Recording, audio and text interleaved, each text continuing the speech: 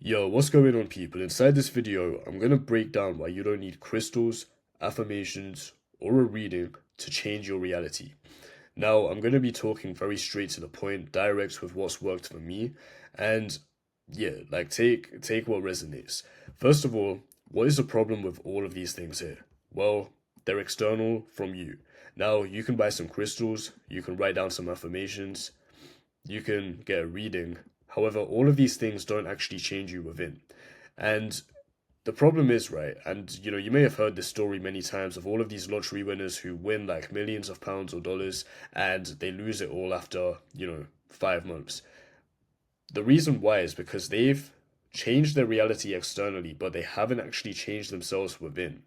And the point of this, right, is that whatever's going on within here, which is your subconscious mind and your mindset in general, is what's going to play out in your reality. And so if this lady here believed that her life was a mess already subconsciously, like that was the program running within her mind, no matter what happens externally, she can have 10 million land in her bank account. Eventually, reality is going to come to equilibrium, and you're going to see that the beliefs she held within are going to be expressed into her reality. Same goes back to this, right? Someone, someone can write down like all of these affirmations here, but if they don't truly feel them and believe them, it's not going to change anything. Maybe temporarily in the moment they might have a little smile on their face, but I remember when I used to do this stuff, man, like my hand would just get tired and I'd just get annoyed, right? Like that's what would happen. Same with this stuff here, like card readings. Now, I'm on the fence with this kind of stuff because, I do believe in synchronicities and, things popping up at the right time. However, with this as well, right? Is it really going to change you within? There's still work that needs to be done within to actually change the programming. You can be given science all you want. Okay, you can be seeing numbers, you can be seeing, all of these opportunities coming your way. But if you don't change what's going on within and take the actual action, well, nothing's really going to change, right? In fact, all that's going to happen is you're just going to continue the flywheel effect of seeing more and more synchronicities, like numbers and all of these things here. But like, yeah, you can take it as a sign you're on the right path, but yo, you need to do more than that. Like, there's more work within than actually, just observing, right? So basically, all of this stuff here, okay, all of this there's two kind of ways you can do this. You can do this from a place of having, and you can do this from a place of being wishful and essentially not having, right? And I don't know why I'm showing this again, that we don't really need that. But wishful thinking, okay? Wishful thinking does not create a new reality. Because when you're doing all of these things, and when you're like consciously doing them, really trying and trying, the keyword there is trying. Because if you're begging, if you're desperate, if you're hoping, it means that you truly do not have that thing and you truly do not believe that thing will come to you. And that is what really the game is truly believing that you have that thing. And you can see it here. If you don't believe you have that thing, well, what are you? You're separate from that thing. And if you're operating from lack of having that thing, well, you don't have it, therefore you're not one, therefore you're not operating from, God consciousness, which is where everything is one. And that's why you don't have it. You're simply not giving yourself permission to have. And all of that comes down to, again, what's going on within your mind. Now, ignore my voice in this video, by the way, because I'm pretty ill. But basically, in order to manifest your desired reality, what you need is new habits. Now, I'm not talking about the David Goggins, stay hard, wake up at 4 a.m. type of habits. You don't need to do all of that. What really needs to change is the habits you have within yourself, which are taking you further away from your higher self or closer to your higher self. And the best way you can imagine this, right? I'm going to do a job of trying to explain this, but imagine this is a mountain, yeah? And you have a ton of trees over here, okay? And you have you here, right? Trying to walk through this forest to get to the top of the mountain where your higher self is. Now, your higher self, he's looking down on you here. He can see all of the steps that you need to take within this forest. Okay, hopefully this makes sense. He can see the path you need to take. Now, it's down to you to listen to this higher self who is, shouting at you or whispering at you, to, make certain moves and changes in your life. Okay. You can go through this forest and you can take a turn here and there and there and there. And, this applies to life in the sense that it might be a subconscious decision of like, okay, cool, let me go and check out this new store in town. And then you bump into a guy who has a business opportunity that leads to you launching a new brand, which eventually goes global, right? It could be as simple as that. Like, that's how things can play out. However, if you fall into like the temptation side of habits and you decide to, like take a rest and like, start walking backwards because you don't truly believe in what your higher self is saying, well, that's when you fall off, right? And even worse is what most of you guys are doing right now is you're just standing here. You're not actually moving forwards or backwards through this forest to actually move towards your higher self. You're just standing there doing the same thing every single day. Okay, that's what's happening. So what you must understand is that, well, first of all, everything that's impressed into your subconscious is expressed into your reality. Like that's like classic knowledge, yeah. Like everything internal will be received external. Now, the point is, going back to the habit side of things, is to commit to building habits of your highest self in all areas of your life. Okay? Truly think about who your highest self would be. Would he be scrolling on Instagram or would he be doing his work? Would he be hitting a workout or would he be eating junk food? Right? Just simple like poles of kind of opposites like that can be a very easy way to, decipher who your higher self would be.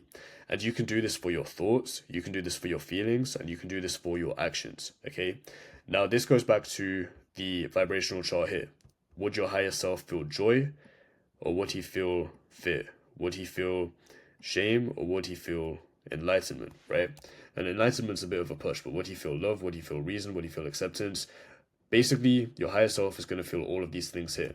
And all of your emotions are basically like signals for what's going well or what's not going well in your life. Like if you feel any of these negative contracted emotions here, well, just take it as a sign. They don't really have any meaning unless you put meaning onto it. And also, you'll typically feel like tightness within your body and maybe like, pain somewhere within your body, which is a sign that something is off with this path that you're going down here and that something must actually change on this path. And that can be down to, making a different decision to do something differently.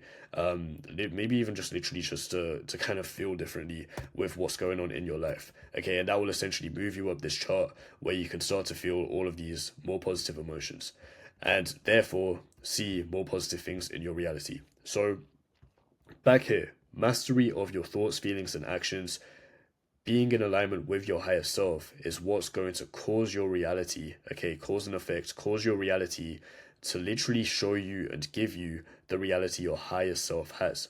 Whether it's a new job, whether it's, a new relationship, a car, a house, whatever you want, if that's what your higher self has, well, as long as you operate as that, you're going to receive that, right? Back to this point here, maybe I should have drawn this better, but your higher self is always guiding you. And when it comes to like timelines and stuff, there is no past or future. Like there's only the present moment. Everything exists now. Everything your higher self has exists right now.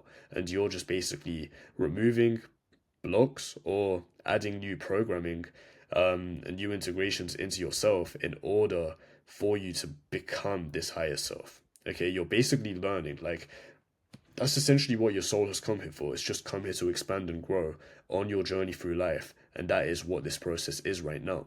So it goes very deep, but the core of all of this is habits. Okay? Habits are automated subconscious routines. That's all you need to know. Habits.